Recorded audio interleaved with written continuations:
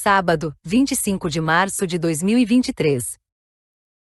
Anunciação do Senhor. Solenidade.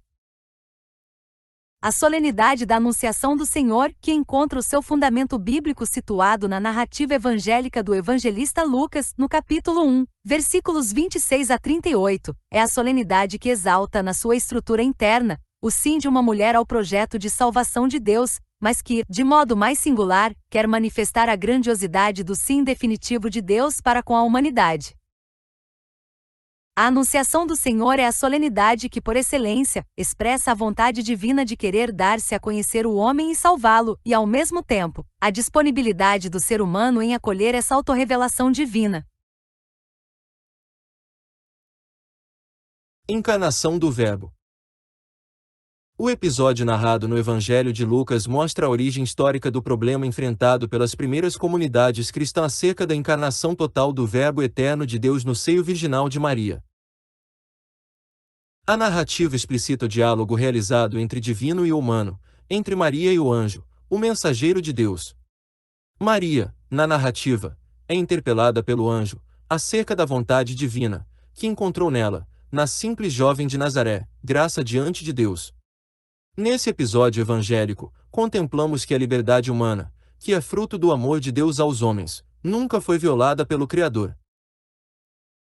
Ao contrário, ele propõe a Maria uma missão, e Maria, na sua total liberdade, se dispõe a realizá-la, mesmo não sabendo como tudo se daria. Verbo se refere a Jesus Cristo como a palavra encarnada de Deus. A palavra verbo vem do grego logos, que também pode ser traduzida como palavra. É uma referência à crença de que Jesus é a encarnação do próprio Deus, a palavra que se fez carne e habitou entre nós. João capítulo 1, versículo 14.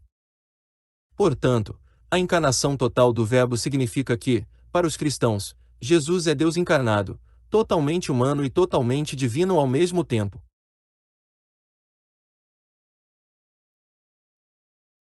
Primeira leitura. Leitura do livro do profeta Isaías. Capítulo 7, versículos 10 a 14, capítulo 8, versículo 10. Naqueles dias o Senhor falou com Acais, dizendo: Pede ao Senhor teu Deus que te faça ver um sinal, quer provenha da profundeza da terra, quer venha das alturas do céu. Mas Acais respondeu: Não pedirei nem tentarei o Senhor. Disse o profeta: Ouvi então, vós, casa de Davi. Será que achais pouco incomodar os homens e passais a incomodar até o meu Deus? Pois bem, o próprio Senhor vos dará um sinal. Eis que uma virgem conceberá e dará à luz um filho, e lhe porá o nome de Emanuel, porque Deus está conosco. Palavra do Senhor. Graças a Deus. Na leitura do livro do profeta Isaías, Deus pede a Acais que peça um sinal para confirmar que Deus está com ele e o protegerá. No entanto, Acais recusa o pedido. Em vez disso, Isaías profetiza que uma virgem dará à luz um filho chamado Emanuel, o que será o sinal de Deus para a casa de Davi. Um exemplo da vida real hoje em dia baseado nessa leitura é que mesmo quando enfrentamos situações difíceis e incertas, podemos confiar que Deus está conosco e que Ele nos protegerá e nos guiará em nossas vidas. Podemos ser tentados a tentar resolver nossos próprios problemas e achar que não precisamos da ajuda de Deus, assim como Acais recusou o pedido de Deus por um sinal. No entanto, como a profecia de Isaías nos mostra, Deus sempre cumpre suas promessas e nos dá sinais de sua presença em nossas vidas, mesmo quando não esperamos ou não merecemos. Acais foi o 12º rei de Judá, um dos reinos do antigo Israel, que governou de 735 a.C. a 715 a.C. Ele é mencionado em várias partes da Bíblia hebraica, incluindo no livro de Isaías, que é onde a leitura de hoje é encontrada. Acais foi um rei controverso e muitas vezes desobedeceu a Deus, o que resultou em consequências negativas para seu povo. Apesar disso, Deus ainda ofereceu a Acais uma oportunidade para demonstrar fé e confiança em sua proteção e orientação.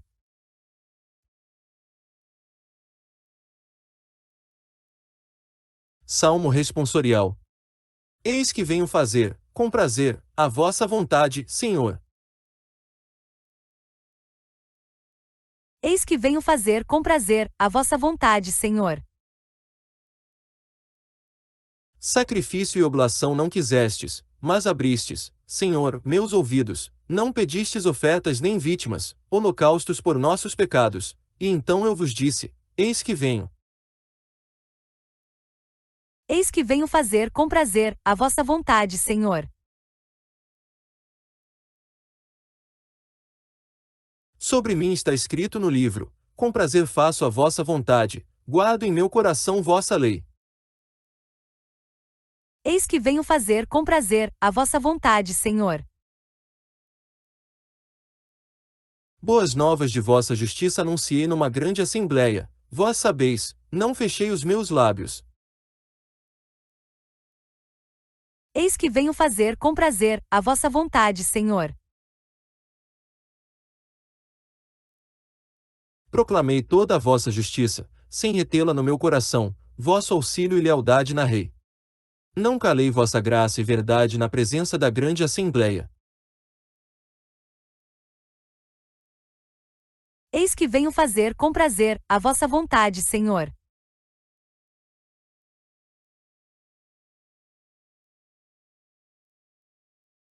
No Salmo responsorial, o salmista expressa sua disposição em seguir a vontade de Deus e em anunciar sua justiça e graça.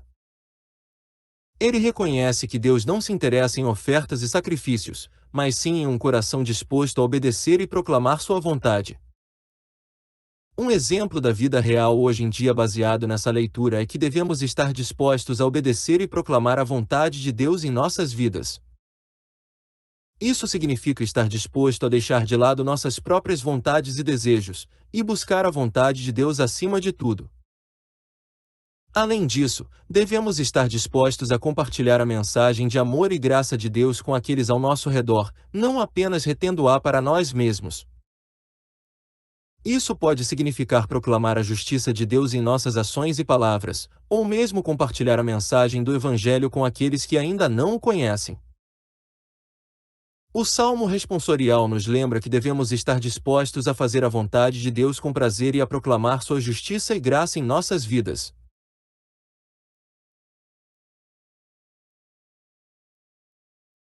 Segunda leitura. Leitura da carta aos Hebreus. Capítulo 10, versículos de 4 a 10. Irmãos, é impossível eliminar os pecados com o sangue de touros e bodes. Por isso, ao entrar no mundo, Cristo afirma: Tu não quiseste vítima nem oferenda, mas formaste-me um corpo.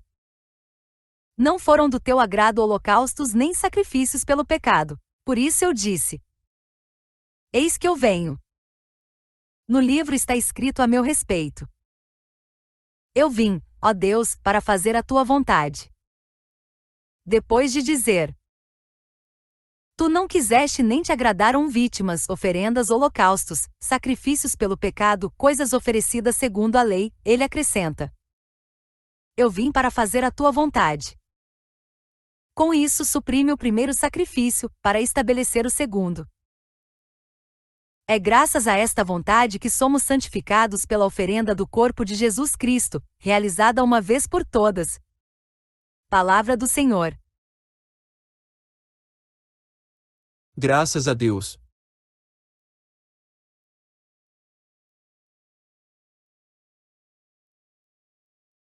Na segunda leitura, o autor da carta aos Hebreus enfatiza que é impossível eliminar os pecados por meio de sacrifícios de animais.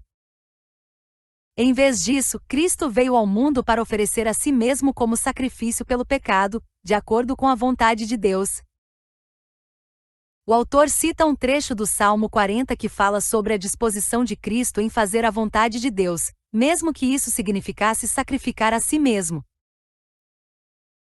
Um exemplo da vida real hoje em dia baseado nessa leitura é que devemos confiar em Cristo como nosso único Salvador e reconhecer que a salvação vem através da graça de Deus, e não pelas nossas próprias obras. Assim como era impossível para os antigos judeus obter a redenção através de sacrifícios de animais, é igualmente impossível para nós alcançar a salvação através de nossas próprias boas obras ou rituais religiosos. Em vez disso, precisamos confiar na obra de Cristo na cruz, onde ele ofereceu a si mesmo como sacrifício pelo pecado, para obter a redenção e a vida eterna. Isso significa aceitar a vontade de Deus em nossas vidas, seguindo a liderança de Cristo e buscando fazer a sua vontade em todas as coisas.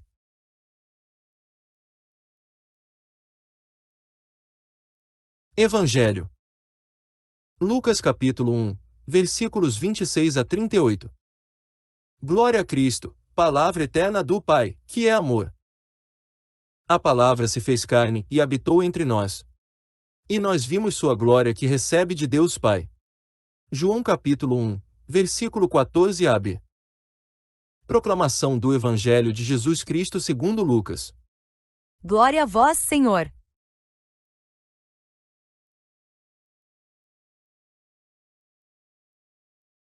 Naquele tempo, o anjo Gabriel foi enviado por Deus a uma cidade da Galiléia, chamada Nazaré, a uma virgem, prometida em casamento a um homem chamado José. Ele era descendente de Davi e o nome da virgem era Maria. O anjo entrou onde ela estava e disse: Alegra-te, cheia de graça, o Senhor está contigo.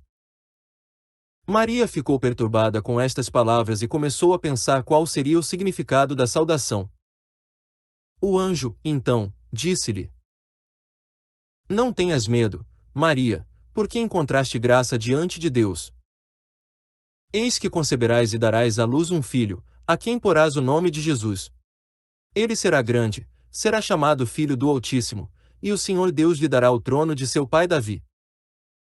Ele reinará para sempre sobre os descendentes de Jacó, e o seu reino não terá fim. Maria perguntou ao anjo: Como acontecerá isso, se eu não conheço homem algum? O anjo respondeu: O Espírito virá sobre ti, e o poder do Altíssimo te cobrirá com sua sombra. Por isso, o menino que vai nascer será chamado Santo, Filho de Deus. Também Isabel, tua parenta, concebeu um filho na velhice. Este já é o 6º mês daquela que era considerada estéril, porque para Deus nada é impossível. Maria, então, disse: Eis aqui a serva do Senhor, faça-se em mim segundo a tua palavra. E o anjo retirou-se. Palavra da salvação. Glória a vós, Senhor.